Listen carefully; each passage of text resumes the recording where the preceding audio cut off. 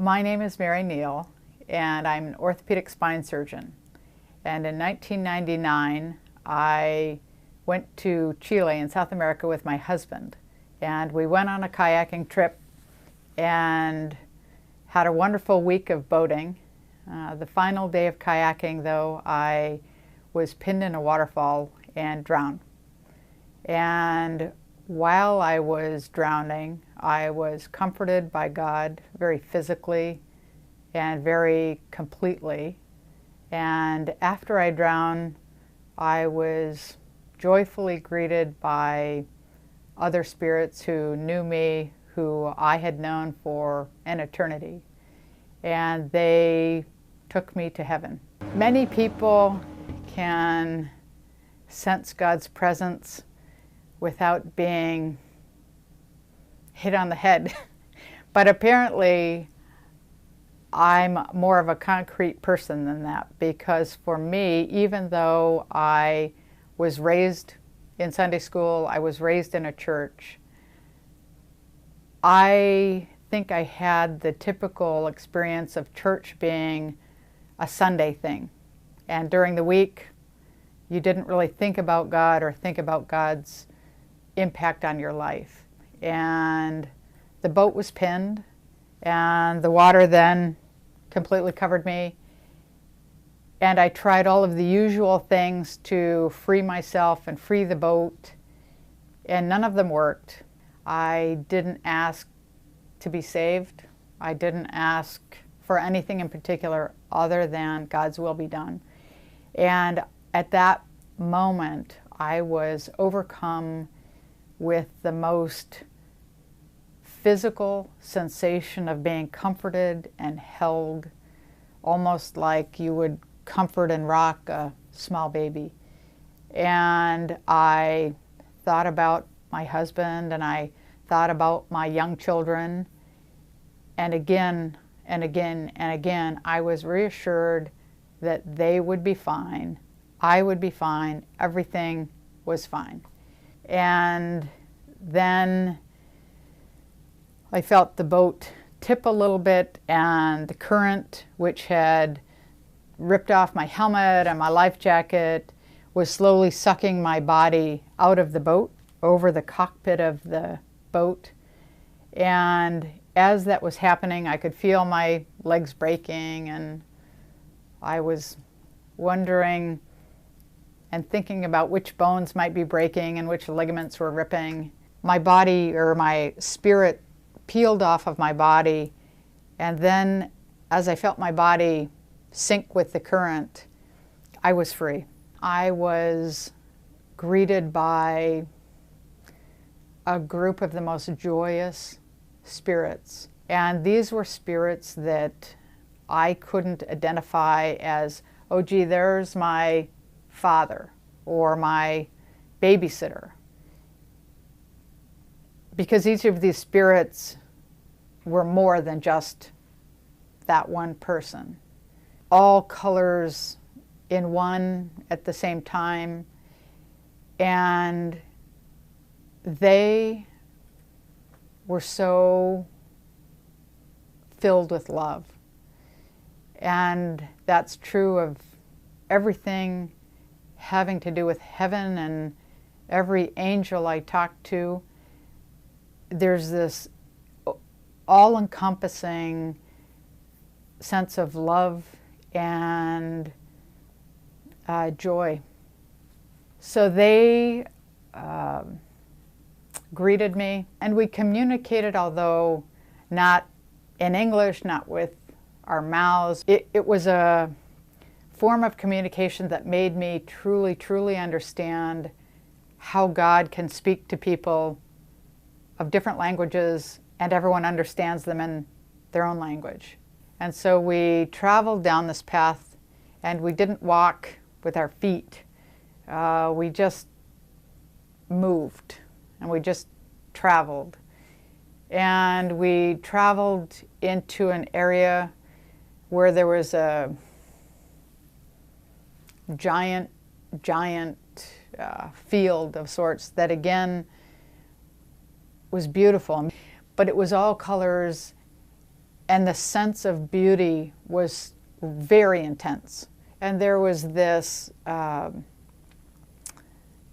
large dome, and that, again, it doesn't sound quite right when I describe it in words, but a dome that was brilliant. And that word is very overused, but it was shimmering and brilliant and beautiful and exploding with love. And I was excited. I had already been reassured that my family would be fine.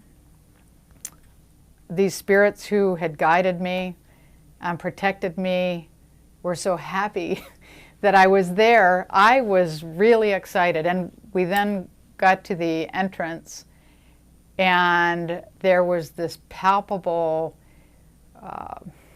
sadness that came over everyone, and everyone who was inside this hall sort of turned to look at me. And then the spirits who had brought me on this journey told me I had to go back to Earth. They told me that my work wasn't done. I wasn't happy about it. But after being told about some of the things that I needed to do, I certainly wasn't about to argue with God's plan for my life. And so I went back to my body and I sat down, and the spirits who had greeted me initially, taken me and brought me back, basically said goodbye. And then I lied down and I was reunited with my body, and that began the next part of the journey. It was a weekend in August 1994, and we were going to all meet at a place called Sleepy Hollow Lake. And I'm down on the ground floor, and I'm running the barbecue. It was a nice, beautiful day when I started, and my brother-in-law came out to give me a break, so I went to the payphone to call my mom, just to check on her, and the payphone is connected to the building. And as I went out and I dialed the number, and I let it ring 7 or 8 times, and she didn't pick up, so I went to hang up. And as I got the phone about a foot away from my face, I heard this loud crack, and this big flash came out of the phone and hit me in the face. And lightning had hit the building and exited through the phone, and I just happened to be in the way. And so it hit me in the face and just sent me flying backwards. And as I was going backwards, and something happened, and suddenly I felt myself moving forwards. And I remembered standing there and was just confused, absolutely confused, because I had seen the lightning. I knew that I'd been hit, and I knew I'd been sent flying backwards, but here I was standing there, and I'm looking at the phone is just dangling, and I'm still not making any sense out of it. And then just at that moment, I see my mother-in-law, who's at the top of the stairs, and I'm at the bottom, and she's screaming, and she's running down the stairs toward me. And anytime your mother-in-law is screaming and running toward you, you have to worry a little bit. Mm-hmm. But I had no idea what was going on. And as I noticed that as she got down close to me, she was looking at me like I wasn't there. At that moment, the only thought that came to me was, oh, I'm dead. And that was the first realization that I had that something bad had happened. So I'm standing there looking at this body that's 10 feet away, and my mother-in-law's running over toward it, and she's screaming. And at that point, I'm calling out to them, and I can hear what they're saying. I can see them, but they can't hear or see me. And suddenly I have this realization that, oh my God, I'm thinking. And I'm thinking and having thoughts just like I normally would. And And the realization came that whoever I am, I always am. And whatever's on the floor is nothing more than a shell. As I'm walking up the stairs, I notice that my legs are starting to dissolve. And at that point, I was like, okay, yeah, maybe this isn't funny anymore. And by the time I got to the top of the stairs, I had lost all form. And I remember looking down at myself thinking, you know, where did I go? But it was just this hazy energy ball. I was having a full out-of-body experience. I was completely separated and I was going someplace else. And when I got out of the building, that's when things really started to get interesting. I felt like when I got out, I was suddenly immersed in this bluish white light. And in that white light was truly the most amazing feeling. If you could imagine absolute love and peace. And it was a force that there was absolutely nothing else in it. And I felt like I was in a crystal clear stream and I could see the rays of light passing through it. And it had a sparkly appearance. But as I was thinking about this and looking at it, I could actually see the lines of the energy, which to me was amazing. And because because of my science background, I thought, this is something I could measure. It's that strong. And what I was able to see was that this energy made up everything that exists and flowed through it. And I thought that whatever God is, this is it. And I was absolutely taken by how great it felt, and I thought this is the best thing that could ever happen to somebody. And as I was going someplace, and I could feel the sensation of moving, I was going someplace. It had both speed and direction.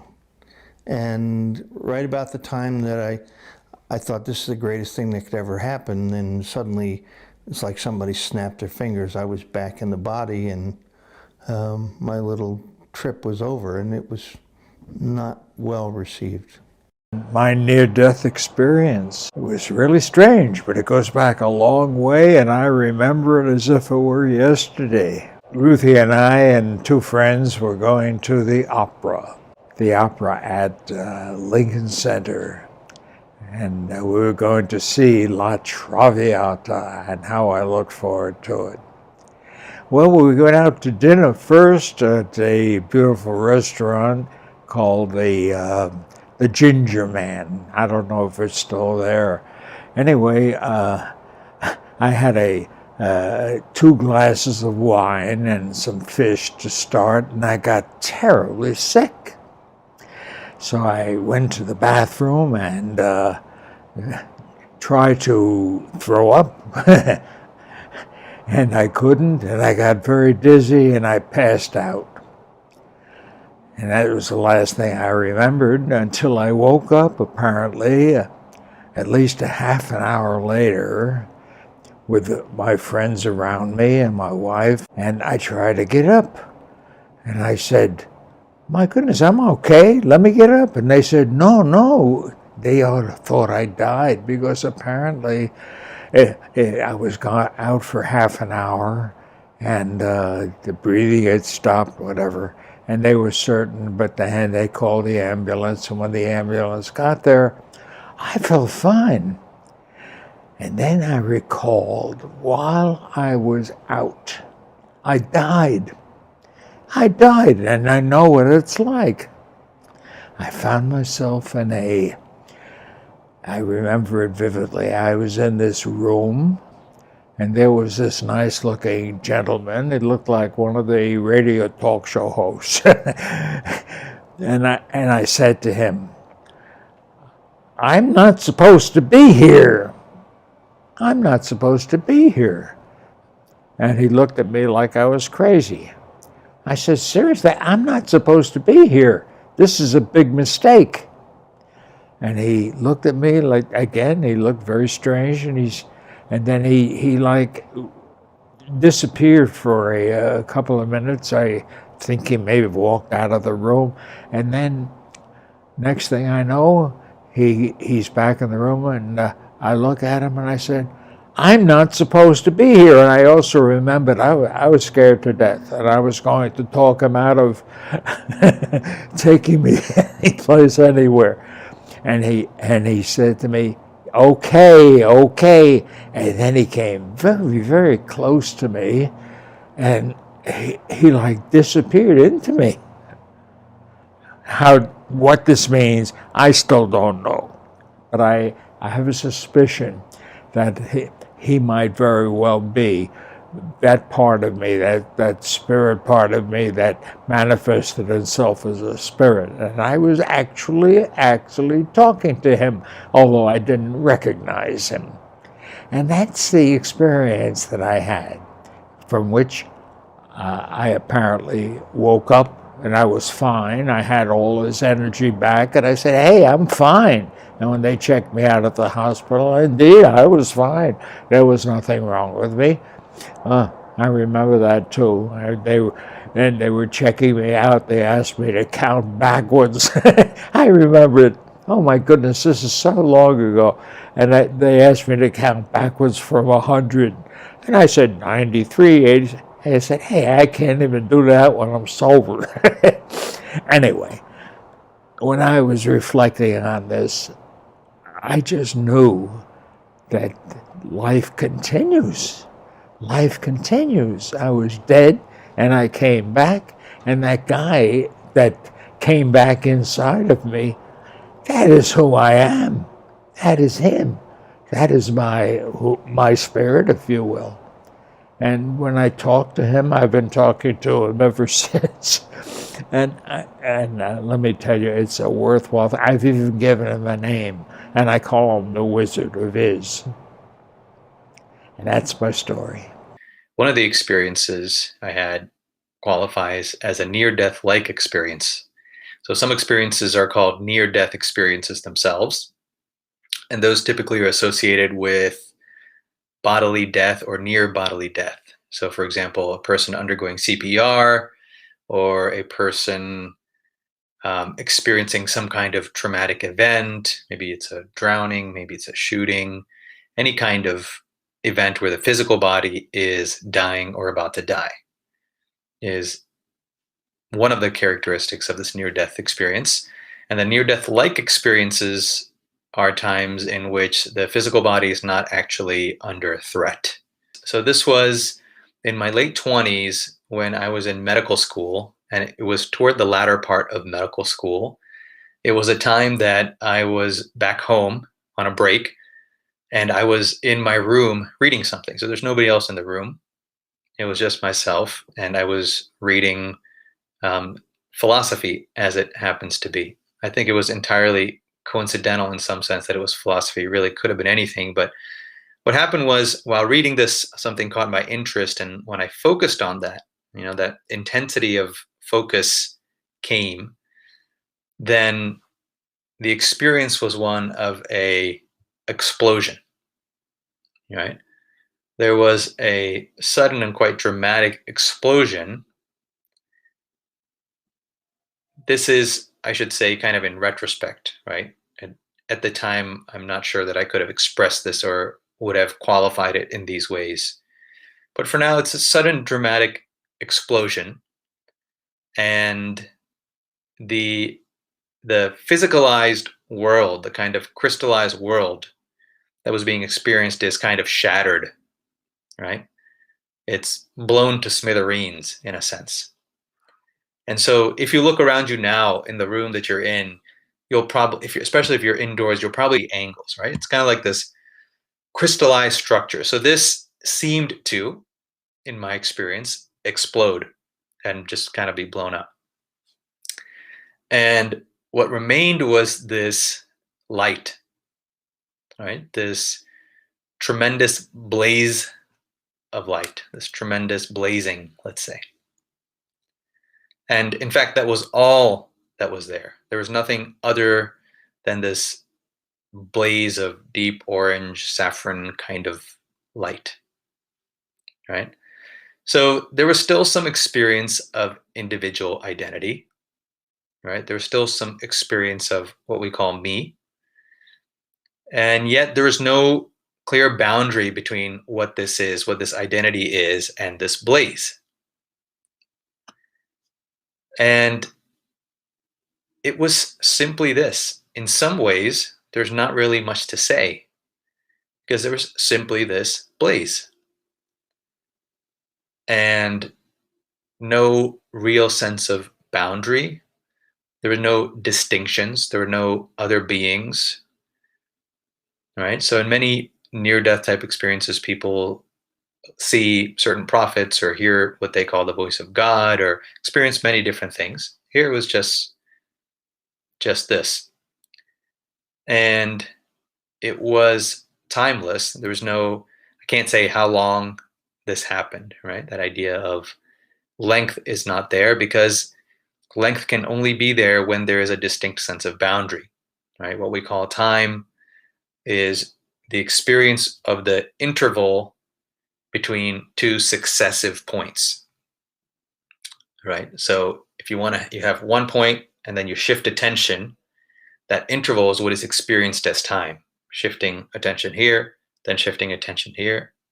And so to experience time, there has to be interval. And to experience interval, there have to be two, right? But when there's no clear boundary between one and another or something and something else, then time is not experienceable, right? So this is what people sometimes call timelessness, or people sometimes call, what is it called? Eternity. All right. So there's this blaze, and at some point, there's the feeling of wanting to go beyond this, right? So when this happens, when this sense of identity is now being pushed beyond this, then a reminder comes up, right? It's almost like within this blaze, this reminder flashes up. And it's instilled then in the mind that if this happens, then it would not be fair, right? That there is still such and such to do. A, B, C, there's still things to do, right? There's still stuff that has to happen. And so if this process continues, whatever it is that is happening, then those things can't happen and it wouldn't be fair. So this was kind of like a suggestion, right? It wasn't like a command or something dramatic, but this suggestion was put out there and it felt true. And so because it felt true and it felt sincere and plain and naked, it caused hesitation in this process, right? So the sense of identity. So I then felt, oh, almost like, let me think about that. Let me consider this, right? So in this moment, as this process was, let's say, nearing completion or going beyond a certain boundary, going beyond the end of this, at that point, this hesitation caused everything to re-implode, right? So that the very doubt was the impetus to cause everything to re-implode. And in that moment, everything came back almost as to where it was before. So the experience then again was of identity being associated with the body and being back in this room, right? The room, in a sense, reformed, right? So there are many ways to interpret this. We can say that the sense of identity left the body, went somewhere else, and then came back. Or it could be, depending on how we identify with our identity and the world, whether it's from a first mind or second mind perspective, it could be that the world itself recrystallized in a sense. So regardless of how we put this together, the experience was one of the identity going beyond the body and associating with something else. It's not that the body is not relevant. It's not that the room was not relevant, but it was simply seeing a much more complete picture of what is here, right? An expansiveness that is all encompassing, someone says. Yes. All right. So now, when the world and the local sense of identity recrystallizes, so to speak, now things are different in the sense that perception and thinking have changed, right? So whereas perception before was something that is happening within the body, right? The local organs of perception, such as the eyes and the nose and such, while they are receiving stimuli from an external world, this is the first mind perspective, what's changed is that the body itself and the organs of perception themselves are perceptions, right? So rather than organs of perception creating perception, the organs themselves become modified processes of perception. The body itself becomes a process of perception. The sense of local identity itself becomes a process of, you can say, perception or conception, right? So the mechanism and the locus of where thinking and experiencing and being happens changes, right? So this happens to different extents depending on what kind of near-death people, what kind of experience people have had, right? So it was about 15 years ago now. I was 27 years old. Some information around that time. I was working as a research doctor on a children's intensive care unit. My best friend had died about 6 months before. He had a brain tumor, a non-Hodgkin's lymphoma, and he died about 3 weeks after his diagnosis. That was pretty a tragic time. So the week leading up to the NDE, I was at work. It was a very difficult week at work. We had 3 unexpected children's deaths. And I just needed to go out, basically. So as any 27-year-old would do, you'll go out to get drunk, let your hair down and get drunk. So I'd arranged a night out with my friends. And it was just a local club bar in South London in Clapham called the Two Brewers. It's just a really fun sort of bar where they have like a cabaret show on. And the more drunk that you get, you sort of migrate to the back of the venue where they have the club area. So we got to the club because we were drunk, and we're lucky we got a nice seated area to the left of the bar, which is looking down onto the club floor, which is great. Sat down, had a round of drinks ready, and then a friend poured out a small bag of ketamine, said, "Who wants some ketamine?" Now, ketamine, for those of you that don't know what ketamine is, it's a prescribable drug that we use regularly on intensive care. It's a sedation drug. It's also a painkiller, but importantly, it causes amnesia. And that's quite an important component of this, because far from what I had was memory loss. So we've had ketamine before. It's passed. You have it off a key, like you have a quick snort of a key. So I had a tiny amount of this key, and within seconds, bang, I'd hit the floor. I was out. I didn't know this at the time, but I was instantly transported to another realm. I was suspended in this huge coliseum. I mean, it was absolutely massive. And I was suspended in the air, and either side of me was these huge columns. Coming up to the coliseum, there must have been about 1,000 steps. I have no idea. It's difficult to say. The place was just so huge. Behind me was a presence the whole time. I had 360-degree perception.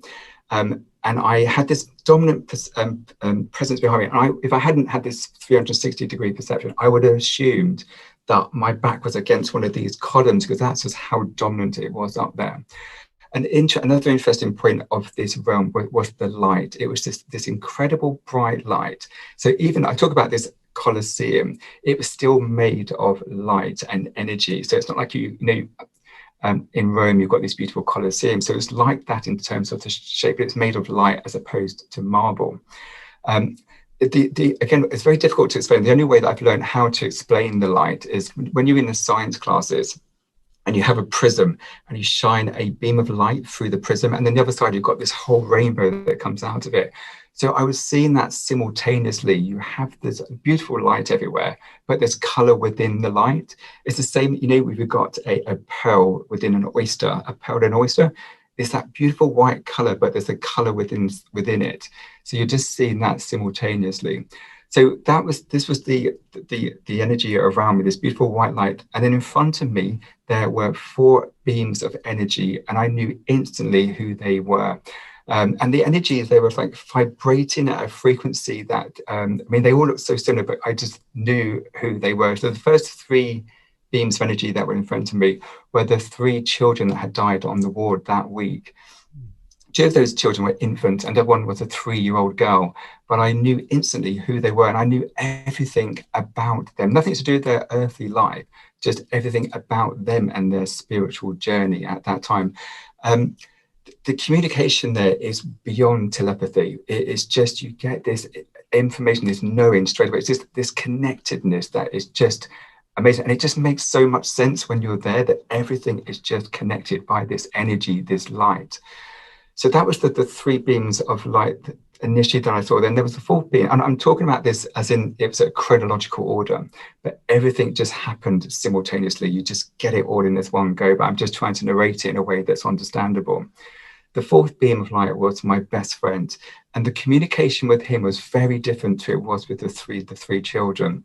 It was, of course, absolute joy. We couldn't believe that it was like seeing my best friend in this energy form, no physical features at all. It was just this beam of light.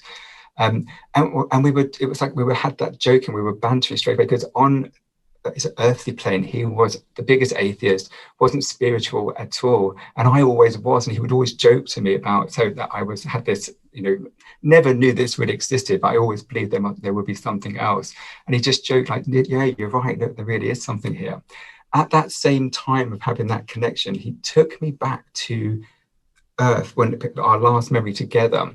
I was very fortunate to be in the hospital hospital ward with him when he died in the room. And the moment that he passed, I don't even know if you've ever been when someone's died, or even when a child is born, it's an absolute privilege to be in the same room with somebody when they've died, or when a baby's been born. It's a very similar feeling. So I was there when he'd passed, and I just remember I looked up to the corner of the room. I couldn't see him, but I just spoke to him to say, look, if you are okay, to show me a sign, let me know that you're okay, you moved on. But he showed me this memory from his perception, so I could see it from where he was actually on that corner of the room, and he could see me talking to him, even though I couldn't see him at that time. And again, it just took me back. He was just showing me, look, I'm okay, don't worry about me. Everything's good. Because I had that thought of Earth, and he took me back to that time and saw myself, I then had the realization that, well, was I dead? Because I was then in this realm, which was I was totally calm. It was very peaceful out there. And it just felt so normal. But then I then had the realization that I was dead. And I then had the thought of my family, thinking like, oh, well, how did I die? I was in the club. I must have died in the club. Like, how embarrassing. It's not ideal place to be dead. And then with that thought, I thought about my mother, and I was catapulted straight back to the club again. Now, when I went to this realm, it was in an instant. It was a flick of an eye, a flick of a switch, I was there. But on the way back, it was still the speed of thought. I mean, it was incredible speed. But I remember coming through the club and through the bar. There's a wooden bar area there. I remember going through the actual wood and just seeing all the intricacies and the splinters of that wood. And then my consciousness going back. I was out on the floor at this time next to the bar. And my consciousness was trying to get back into my body, but it wouldn't go in straight away. It wouldn't just pop straight back in. So it was like undulating back and forth from my body into the bar again. So I kept seeing the wooden area of the bar, the splinters, and all that scum that accumulates around the bar. I could see it in the greatest detail, but it was so stressful because I knew I was dead. I could see that I was dead by the bar at this time, and I just couldn't get my consciousness to stay within my body. Eventually, the consciousness, I don't know how it just got, it sort of popped back into my body. And I just sat bolt upright. And I was just like, I was dead. I was dead. I spoke to Brendan, and my friends all knew the situation that I'd been through. And they could see that I was totally shocked, but I was absolutely elated that where I'd been. Hi, my name is Dr. Peg Abernathy, and I'm talking to you from beautiful Marina Del Rey, California, Southern California, on this beautiful day.